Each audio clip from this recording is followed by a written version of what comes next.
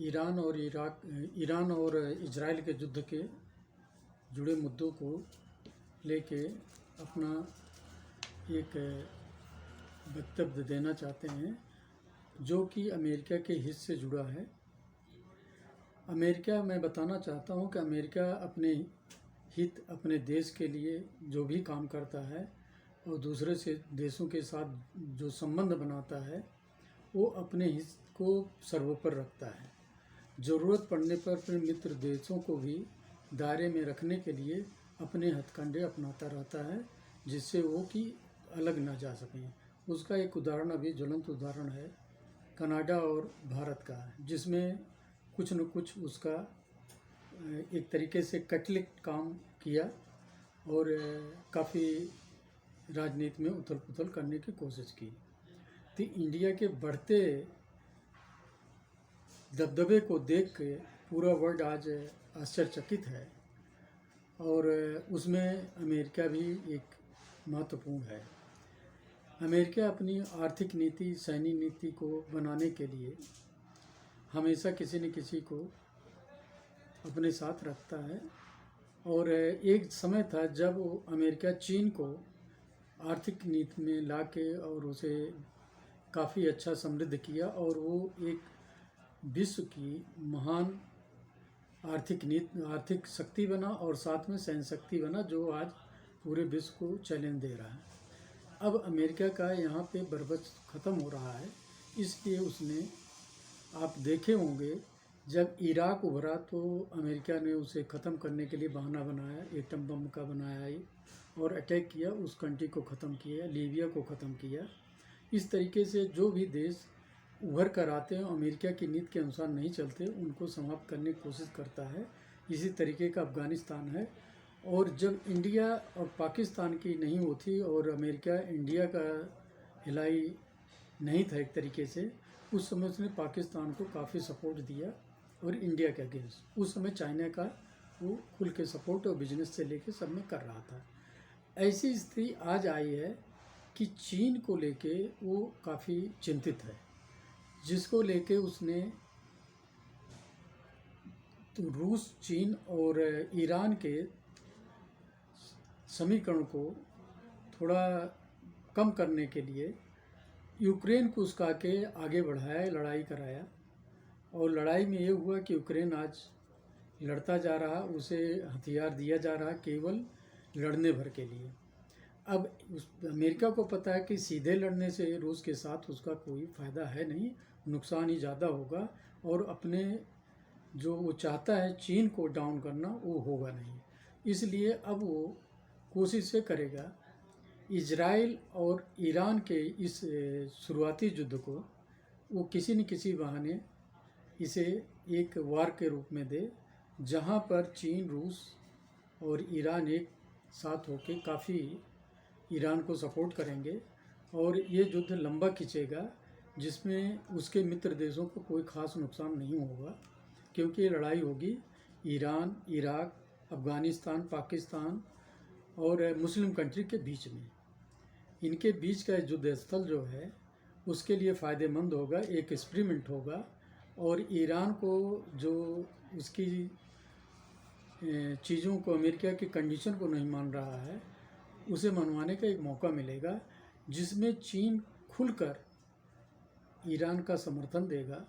और जब ईरान का समर्थन देगा तो उसकी सारी चीज़ें, सारे सपोर्ट ईरान के सामने खुल के आएंगे और इस युद्ध को लंबा खींचा जाएगा। और यूक्रेन को ये जो नाटो लाई है ये थोड़ा सुपीरियर इक्विपमेंट देके रूस को यूक्रेन के साथ उलझा के रखेगा और वार को आगे बढ़ाएगा, जिसका रिजल्ट ये होगा रूस जो है खुल के इनकी मदद ईरान की नहीं करे, केवल चीन करता रहेगा। और चीन में ये जो व्यापारिक समीकरण है, क्योंकि चीन के साथ अमेरिका सीधे लड़ाई नहीं चाहता, तो उसको व्यापारिक समीकरण को लेते हुए वो उनसे एक्सपोर्ट, इंपोर्ट सारी चीज़ों पे प्रतिबंध लगाता जाएगा। रोक मतलब प्रतिबंध क्या लगाएगा, उनसे अपने यहाँ मांग कम कर देगा। वर्ल्ड में लोगों की भी उसके व्यापार स्टाइल से उसकी इमेज ख़राब हो रही है, उसका वो फ़ायदा लेगा और चीन में अनरेस्ट क्रिएट कराएगा, जिससे वहाँ की इकोनॉमी काफ़ी डाउन होगी और जनता में आक्रोश फैले और उनमें एक उन्माद फैले। और जो इस सैन्य संगठन है चीन का, जो सरकार है, सैनिक सरकार एक तरीके से कहा जाए कम्युनिस्ट की, उसके प्रति जनता का जब विरोध होगा तो वहाँ की सहन शक्ति भी कम होगी और चीन अपने देश में उलझेगा और काफ़ी पीछे जाएगा। जो उसका आज ग्रोथ है वो डाउन होगा और कहीं ऐसा भी हो सकता है कि चीन में गृह युद्ध जैसा उत्पन्न हो और कुछ देश जो उससे ज़बरदस्ती जोड़े गए हैं वो भी इसमें भाग लेकर चीन के दायरे को, जो पुराने दायरे में चीन था, उस दायरे में लाने की कोशिश करेंगे। इसमें अमेरिका का खुल के सपोर्ट होगा। उन देशों में जो चीन से प्रताड़ित देश हैं, चीन से जुड़े हुए देश हैं, उसमें आप चाहे मंगोलिया जोड़ लीजिए, वियतनाम जोड़ लीजिए,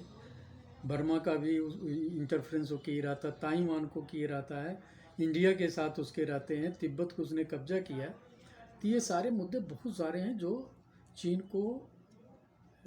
एक स्टेज में आने के बाद अगर वो गृह युद्ध होता है तो ये कंट्रियाँ इनके एरिया को वास्तविक रेखा के दायरे में लाने की कोशिश करेंगी और जिसमें अमेरिका की मुख्य भूमिका होगी। ऐसा करने से अमेरिका को बहुत फ़ायदा होगा और ये फ़ायदा आगे चल के उसके अपने सैन्य समीकरण को और व्यापारिक समीकरण को मेंटेन करने में बहुत सहयोग करेगा। उसी क्रम में अभी इसको बल देने के लिए अमेरिका को इजराइल युद्ध में खुल के सामने आने का धीरे धीरे मौका मिलेगा, जो बहुत सालों से वो बहाना खोज रहा था। और ईरान को वो इजराइल के सहारे काफ़ी डैमेज करेगा, काफ़ी नुकसान करेगा, उनकी सारी पोजीशंस को ख़त्म करेगा। और एक समय ऐसा आएगा कि चाइना भी इस युद्ध में अगर खुल के आता है तो वो उतना सपोर्ट नहीं कर सकेगा न। और अमेरिका, यहाँ पे देखें, अमेरिका कभी रूस से डायरेक्ट वार नहीं चाहता और रूस भी अमेरिका से डायरेक्ट वार नहीं चाहता। तो यूक्रेन और रूस का युद्ध चलता रहेगा और चाइना इसमें बुरी तरीके से पिस के एक छोटे लेवल में आएगा और ईरान का अस्तित्व इराक जैसा होगा। इसको अचीव करने के लिए वो सारे हथकंडे अपनाएगा, हर एक कंडीशन को वो चाहेगा लगाया जाए, हर एक शर्तें लगाई जाएं और उसी बहाने ईरान को ध्वस्त किया जाए। ये उसकी पॉलिसी बहुत दिनों से चल रही थी, जो इस समय इस ईरान के इस अटैक से उसे बहाना मिल गया, इजराइल के सहारे राजनीति करेगा। ऐसा नहीं है कि नहीं होगा और यही इसका मुख्य उद्देश्य, लॉन्ग टर्म इसको मौका मिल रहा है जहाँ पे वार आसानी से लड़ा जाएगा और बिना किसी अमेरिकी नुकसान के और उसके मित्र देशों के नुकसान के। अगर ये वार आप यूक्रेन में लड़ेंगे तो नाटो देशों को बहुत नुकसान होगा, जिसे वो असेसमेंट कर लिया, जिसकी वजह से वहाँ पे वार एस्केलेशन टाल रहा है और रूस भी उसको इग्नोर कर रहा है कि हम उस लेवल पे नहीं जाएंगे, धमकियों से ही काम चल रहा है। और इतना ज़्यादा देखा जाए रूस और नाटो में वो नहीं है अमेरिका के साथ, जितना चीन की बढ़ती शक्ति और वर्ल्ड में चीन की आज की राजनीति जो पूरे संसार को कहीं न कहीं किसी भी तरीके से नुकसान पहुंचा रही है। और आप अपने पड़ोस में देखें, भारत के, उसने लंका को किया, नेपाल को किया, बांग्लादेश को किया, इसमें बर्मा में इसने वो की प्रॉब्लम डाल रखा है, वहाँ भी अनरेस्ट क्रिएट कर रखा है। आप इसी तरीके से मलेशिया के साथ उलझा हुआ है, जहाँ इसका अप्रोच होता है वहाँ ये प्रॉब्लम करता है। अफ्रीकन कंट्री में कब्जा करने की और वहाँ पे उनके इन्वेस्टमेंट करके किसी न किसी सहारे उनको भी तंग कर रहा है। तो पूरा वर्ल्ड जो है चाइना से त्रस्त है और चाइना को अपने दायरे में लाने के लिए पूरे वर्ल्ड से अमेरिका को सपोर्ट मिलेगा और अमेरिका जो है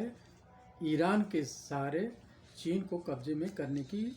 पूरी जितने मौके मिलेंगे उनको यूज करेगा। और ये